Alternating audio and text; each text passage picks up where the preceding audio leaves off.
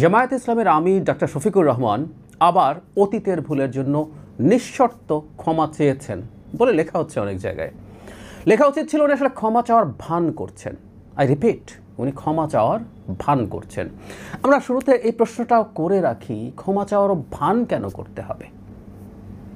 কেন করতে হবে বা কেন আমি এটাকে ভান করছেন বলছি? উনি আমেরিকা সফরে গেছেন, সেখানে উনি কি বলছেন আমি একটু পড়ি, তাহলে বোঝা যাবে এবং আমি আমার বক্তব্যটা জানাতে চাই।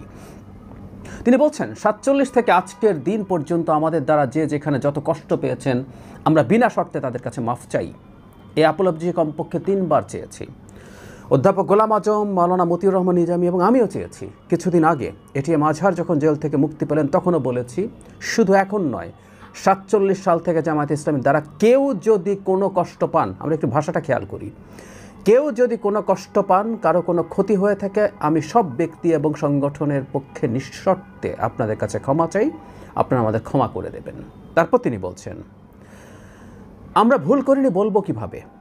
আমাদের 100টার মধ্যে 99টা সিদ্ধান্ত সঠিক, একটা বেঠিক হতে পারে। সে বেঠিক একটা সিদ্ধান্তের জন্য জাতির ক্ষতি হতে পারে। সেক্ষেত্রে আমরা কোনো সিদ্ধান্তের জন্য যদি জাতির ক্ষতি হয়, আমার কোনো সিদ্ধান্তের জন্য জাতির ক্ষতি হয়, তাহলে আমার মাফ চাইতে অসুবিধা কোথায়? তারপর তিনি আরেকটা কথাও যোগ করেছিলেন, সেটা হলো মাফ চাওয়ার পরও নাকি কেউ কেউ বলবে এই ভাষায় না ওই ভাষায় চাইতে। একটু বিদ্রুপ করছেন, তিনি খোঁচা দিচ্ছেন। ডক্টর শফিককে বলা দরকার, ভাষা আমরা খেয়াল করব। ভাষাই আসলে মানুষের মনের ভাব প্রকাশ করে এবং উনি এটা বলছেন, তাকে আমরা বলতে দেখছি, ভিডিওটা পাওয়া যায়, তাই এটা সম্পর্কে আমরা 100% কমিউনিকেশন পাচ্ছি এবং আমরা অবশ্যই ভাষা দেখব। এই ভাষার ভিত্তিতেই বলছি উনি আসলে ক্ষমা চাওয়ার ভান করছেন। ভান কেন করছেন বলবো, তার আগে প্রশ্ন হচ্ছে ভানই বা করতে হচ্ছে কেন? বাংলাদেশে নাকি মুক্তিযুদ্ধ নিয়ে আর কারো কোনো মাথা ব্যথা নাই বলা হচ্ছে দীর্ঘদিন থেকে। কেউ মুক্তিযুদ্ধ নিয়ে সামান্যতম আলাপ করলেই বলা হয় এটার মাধ্যমে বাংলাদেশে, বিএনপির অনেক নেতাকে বলতে শুনেছি, তারা যখন মুক্তিযুদ্ধ নিয়ে কথা বলেন, এটার মাধ্যমে নাকি বিএনপি তার রাজনৈতিক ভবিষ্যৎ শেষ করছে এবং এটা বলার মাধ্যমে বিএনপি আওয়ামী লীগ এবং ভারত হয়ে গেছে। আমরা দীর্ঘদিন থেকে একটা কথা বলছি, আমি বলছি অন্তত, মুক্তিযুদ্ধের যে বয়ান আওয়ামী লীগ হাজির করেছে ওই বয়ান আমরা প্রত্যাখ্যান করি, সিরিয়াসলি প্রত্যাখ্যান করি। ওটা আওয়ামী বয়ান। ওই বয়ানে আওয়ামী লীগ শুধুমাত্র মুজিবকেই একমাত্র ব্যক্তিতে পরিণত করেছে। কিন্তু মুক্তিযুদ্ধে জেনুইন একটা বয়ান, পিপলস হিস্ট্রি, হাওয়ার্ড জিন যেভাবে বলেছেন, একটা পিপলস হিস্ট্রি আমাদের লিখতে হবে, এখন লেখা শুরু হতে হবে।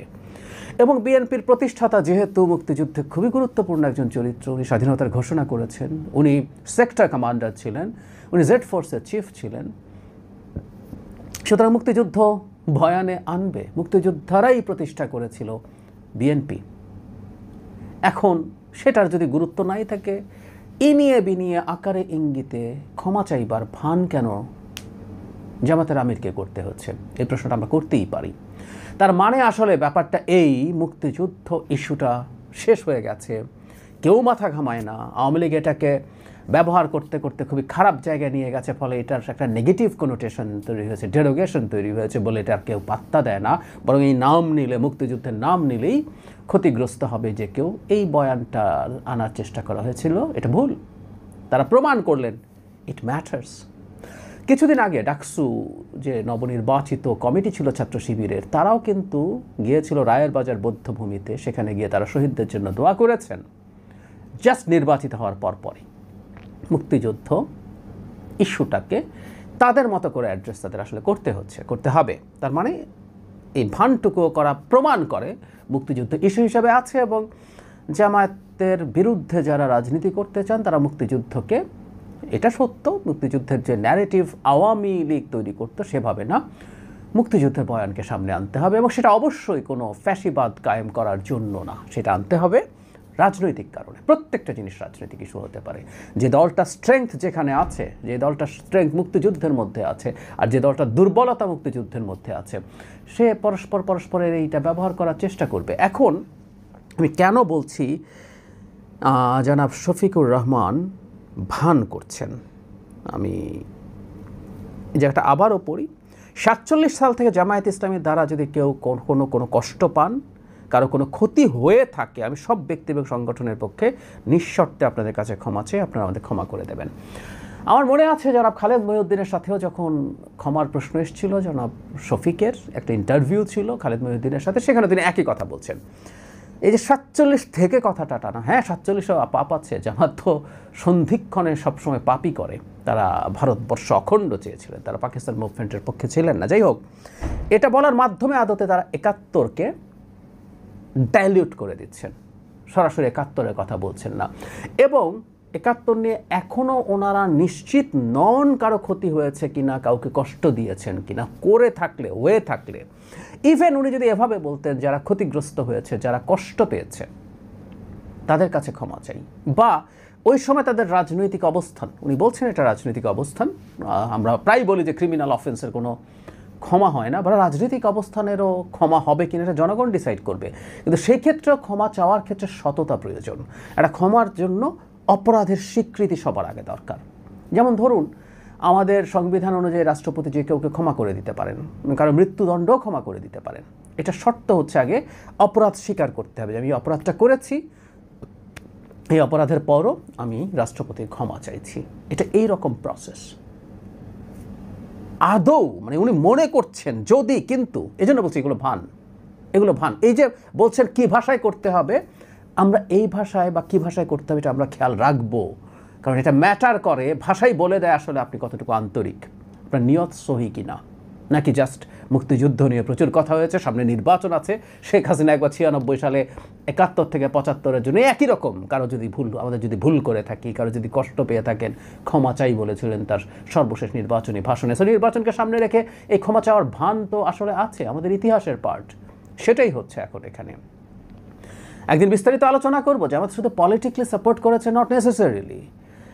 আওয়ামী লীগের প্রাদেশিক পরিষদ এবং কেন্দ্রীয় যে সংসদের যে নির্বাচন হয়েছিল 70-এ, তাদের অনেক এমপি যেহেতু ভারতে পালিয়ে গিয়েছিল, তাদের আসন শূন্য ঘোষণা করে সেখানে উপনির্বাচন ঘোষণা করা হয়েছিল, সেটা আগস্ট সেপ্টেম্বরের দিকে। সেখানে গিয়ে জামায়াতে ইসলামীর অনেকেই ওখানে বিনা প্রতিদ্বন্দ্বিতায়, মানে ওখানে ঠিকমতো নির্বাচন করা হয় নাই বলে ওখানে বিনা প্রতিদ্বন্দ্বিতায় নির্বাচিত হয়েছিলেন।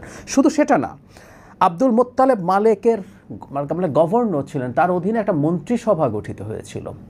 সেই মন্ত্রিসভায় 2 জন জামায়াতে ইসলামীর সদস্য মন্ত্রী ছিলেন। সুতরাং এখানে যে ম্যাসাকার হচ্ছিল, সেই ম্যাসাকারের পার্ট অ্যাক্টিভলিও তারা ছিলেন। 2 জন মন্ত্রী হচ্ছেন, একজনকে আমরা খুব ভালো মতো চিনি, তিনি আমির ছিলেন আব্বাস আলী খান, এবং আরেকজন AKM ইউসুফ।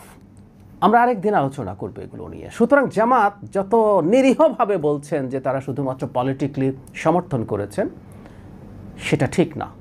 রীতিমতো এই খেওসের মধ্যে তাদের এমপি হওয়ার খায়সও পূর্ণ করেছেন, বিনা প্রতিদ্বন্দ্বিতায় অনেকে নির্বাচিত হয়েছেন, মন্ত্রী হয়েছেন। সুতরাং প্রত্যেকটা স্টেক জামাতের আছে। আর এগুলো সরিয়েও যদি রাখি, আমি একটা কথা বলছিলাম, এটা আবারও বলি, জামাত পলিটিক্যালি পাকিস্তানের অখণ্ডতা চাইতে পারে, সত্যিই পারে। সেটা আমি মনে করি একটা পয়েন্ট আছে, সেটা হচ্ছে 25 মার্চ পর্যন্ত। 26শে মার্চে বাংলাদেশের জনগণের ওপরে যে অপারেশন সার্চ লাইট শুরু হলো, যে ক্র্যাকডাউন হয়েছে, ম্যাসাকার হয়েছে, এরপর ক্রমাগত যে ক্রাইম অ্যাগেনস্ট হিউম্যানিটি হয়েছে, জেনোসাইড হয়েছে, রেপ হয়েছে, আমাদের দেশের মানুষজনকে শরণার্থী, মানে এই যে বিভৎসতার মধ্যে পাকিস্তানকে একত্রে রাখার চেষ্টা হচ্ছিল, এটাকে নৈতিকভাবে বা রাজনৈতিকভাবেও সমর্থন করা যেতে পারে না। তারপরও তারা সেটা স্বীকার করে যদি মাফ চাইতেন, জনগণ মাফ করতো কিনা সেটা জনগণের ব্যাপার, কিন্তু সেই মাফটাও তারা এই অপরাধ স্বীকার করে চান না। ওটা যদি অপরাধ না হয়ে থাকে, হাসিনা আসলে তেমন কোনো অপরাধ করে নাই। আই রিপিট, জামায়াতে ইসলামী যা করেছে ওই সময়, সেটার তুলনায় হাসিনার অপরাধ তুলনামূলকভাবে অনেক কম, কোনো সন্দেহ নেই। পাকিস্তান মিলিটারি যে অপরাধ করেছে, তার কোলাবোরেটর হয়ে, তার সমর্থন করে, তাকে রাজনৈতিক সমর্থন দিয়ে, তাদের বড় বড় নেতাদের কী সব উক্তি আছে আমরা তো জানি, এগুলো নিয়ে আবার কথা বলতে হবে, কারণ এই দলটা এখনও এই সৎসাহসটুকু করছেন না। সুতরাং রাজনৈতিকভাবে সমর্থন দেওয়াটাকে আমি ভুল মনে করি না, অপরাধ মনে করি। কিন্তু তারপরও তারা যদি সত্যিকার অর্থে তাদের অপরাধ না হোক, ভুল বলেও যদি সেটা দ্ব্যর্থহীন ভাষায় স্বীকার করতেন, ক্ষমা চাইতেন, তারপরে বোঝা যেত তাদের খানিকটা আন্তরিকতা আছে। জনগণের পরও ক্ষমা করবে কিনা এটা তাদের প্রশ্ন, তাদের ব্যাপার। আমি মনে করি এগুলো ক্ষমার অযোগ্য। তার পলিটিক্যাল অবস্থানটাই, আবারও বলছি, তার ক্রিমিনাল অফেন্স যেগুলো অভিযোগ আছে সেটা তো প্রশ্নই আসে না। শুধুমাত্র রাজনৈতিকভাবে, আই রিপিট, নৈতিক সমর্থনের প্রশ্ন না।